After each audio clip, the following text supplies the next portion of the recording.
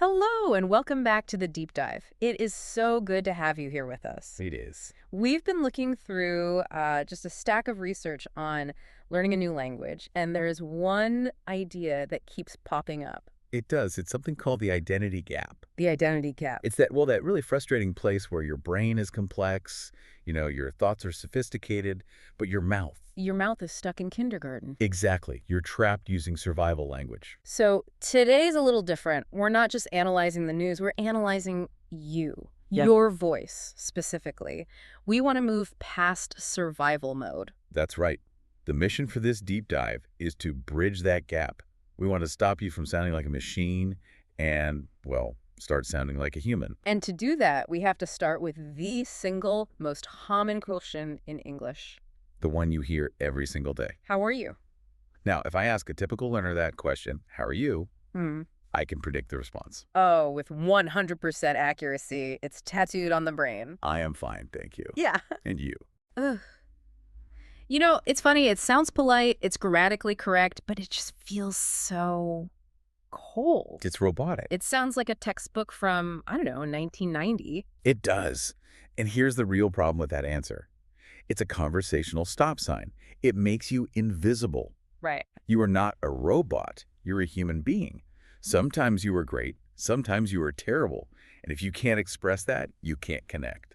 And that really brings us to our core philosophy for this whole session, doesn't it? It does. If you take away only one thing today, please remember this. Connection, not perfection. Precisely. We're not trying to be perfect. We're just trying to be real.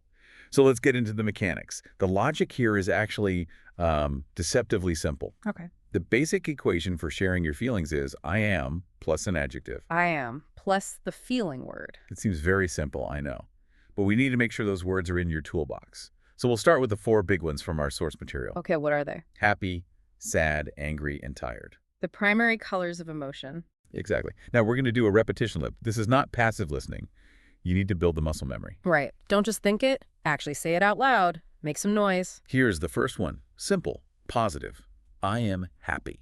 Good. And really own that word. Happy. Next one. The opposite. I am sad. I am sad. And it's okay to admit that. Next. A high energy negative one. I am angry. That's a strong one. And the last one, which, statistically is probably the most common feeling for adults, I am tired. I think we all feel that one today. Yeah, excellent. So we have the foundation, I am, plus the adjective. But, and this is important, we have to pause here. Okay. Because we are approaching what I like to call the danger zone. Ah, I was waiting for this part. This is where really smart people make these tiny little mistakes that they just completely change the meaning of what they're saying. Completely. It is a specific grammatical trap involving adjectives that end in aid versus adjectives that end in ain. This sounds so similar. Let's use the classic example from the notes. Bored versus boring. Right. Imagine you are at a party. The conversation is terrible. You want to express this feeling. Now, if you say, I am boring, Ooh, that's a big mistake. it's a huge social error. Because I am boring describes you, your personality. So you're telling everyone at the party, I am a dull person. Exactly. An adjective ending in ing usually describes the source or the cause of a feeling. Which is definitely not what you want to say. You just want to say that you have nothing to do. Correct. If the situation is dull, the feeling you have inside is bored. With an aid, I am bored. Okay, so let me get this straight. I am boring means I am a dull person. I am bored means I am feeling the emotion of boredom. Spot on. The ed ending is for the person receiving the feeling. Let's try another pair that trips people up all the time. Okay. Exciting versus excited. Oh, I hear this one constantly. Someone gets good news and they say, I am exciting. And when they say that, they are basically saying, look at me. I am the life of the party. I am a thrill. Which, good for them if it's true. But usually they just mean they're happy about something like a trip. Precisely. If you are reacting to good news, that feeling inside you is excited with an ed. So is there a simple rule for this? A golden rule so we don't accidentally tell our boss we're, boring? There is a very simple one. If you are describing a feeling that is inside you, an emotion you possess, always use the ed ending. Okay, that's a lifesaver. Inside equals Ed. I am tired. I am bored. I am excited. Let's drill this one more time because it's so important. Let's do a quick repetition loop for these tricky ones. Focus on that final sound. I am excited. Really feel that Ed at the end. Excited. Now the other one. The movie is dull. You have nothing to do. I am bored. Perfect. Yeah. You are bored. You are not boring. It's a huge difference. Now, this brings up another important question. We have the grammar. We have the ed versus ing. But, language doesn't happen in a vacuum. Right. Context is everything. You said we shouldn't be robots saying, I am fine, but aren't there times when I am fine is actually the right answer? It's a paradox, isn't it? Yeah. And this is the nuance that textbooks always miss. The question, how are you, Yep. can mean two completely different things. Okay. Sometimes it's a real question, but very often it's just a greeting. It just means hello. Like at the grocery store, the cashier is scanning my food and says, hi, how are you? Yes. She does not want a 10-minute story about your life. No, she really doesn't. If I start talking about my cat being sick, I've broken a social rule. You have. It's too much information. TMI. So in that specific situation, the cashier, a stranger, what is the correct answer? You keep it short. You keep it positive. Good, thanks. Or, I'm good. That is it. You're just acknowledging the greeting. Okay, so stranger equals good, thanks. Got it. But what about a friend? If my best friend asks me, I shouldn't just say good, should I? No. If a friend asks, you must tell the truth. Yeah. This is where the connection part of our motto comes in. If you lie to a friend and say, I'm fine, when you're actually sad, you're building a wall. You're pushing them away. I love that. And vulnerability is a superpower. If you tell me you're having a bad day, I actually trust you more. It makes you real. It does.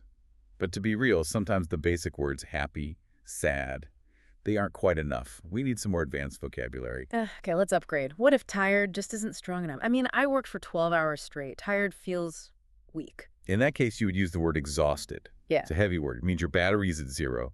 I am exhausted. Exhausted. Oh, I feel that. Okay, what about fear? Like before a big presentation at work or a job interview, I'm not scared, but my hands are shaky. You are describing anxiety about an outcome. The word for that is nervous. I am nervous. Nervous. That is such a useful word. It signals that you care about what's about to happen. Exactly. And socially, it's very powerful. It invites the other person to support you. So we have exhausted for very, very tired and nervous for that performance anxiety. These are great. And now, I think it is time to put this all together. It is time for the drill. I love the drill. This is where we stress test everything we've learned. Here is how it works. We're going to use the 3-second rule. I will give you a situation. You have exactly 3 seconds to respond out loud with the correct feeling phrase. Before we give you the answer, it's rapid fire. Don't overthink it. Just trust your gut. Ready? Let's do it. Scenario number 1. You just won the lottery. Millions of dollars. How do you feel? The answer is, I am excited. Did you get it? Remember, not exciting. The feeling is inside you, so you are excited. Okay, next one. Scenario number 2. You worked for 14 hours. Your body aches. You just want to sleep. How do you feel? I am exhausted. Or, of course, I'm tired is also correct. Exhausted is better, though. It paints a much clearer picture. Okay, my turn to give a scenario. Go on. Scenario number 3. You are waiting for a friend. You've been waiting for 1 hour. You have nothing to do, no phone, no magazine. How do you feel? I'm bored. Yes, I am bored. Please tell me nobody said I am boring. If you said I am boring, you just announced to everyone in the cafe that you are not an interesting person. The situation is boring. You feel bored. Okay, last one. Scenario 4. You have a big test tomorrow. You are worried you might fail. How do you feel? I am nervous. I am nervous. That is the perfect word for that shaky feeling in your stomach. So how did you do? If you got all 4, fantastic. You are navigating these emotions like a pro. And even if you missed one, that's okay. The fact that you are even thinking about the difference means you have already left that I am fine robot far behind. Let's just step back and look at what we've accomplished. Think about that robotic answer from the beginning. I am fine, thank you. That robot is gone. We dismantled it. You are real now. You have options. You can tell someone, I am exhausted, and they'll understand. You can say, I am nervous, and they'll offer support. You have a voice. And that voice lets you connect. It lets people in. And that's the whole point of learning a language, isn't it? It absolutely is. But this does raise one final question. We know how you feel now. You're happy or bored or nervous, but why? Ooh, the why. That's the next layer, isn't it? Usually, our feelings are a direct reaction to things in the world. We are happy because of something we like. We are bored because of something we hate. I see where you're going with this. Our feelings are tied to our They're preferences. inseparable. And that is exactly where we're going next. In our next deep dive, episode 11, we will tackle likes and dislikes. We'll give you the tools to explain why you feel the way you do. I can't wait. But before we let you go, there's homework. Yes, and this is non-negotiable. You can't learn just by listening. You have to speak. You have to risk being wrong. So here is your mission. At some point today, someone is going to ask you, how are you? Your task is to answer them truthfully. Do not say, I am fine. Resist that robot urge. Use an ed adjective. Tell them I am tired, tell them I am excited, or I am bored. Find that moment of real connection. See how they react. I bet you'll find the conversation gets a lot more interesting very, very quickly. It stops being a script, it starts being a relationship. It changes everything. Thank you so much for diving in with us today. Keep up the great work, stay human, and we will see you in the next deep dive.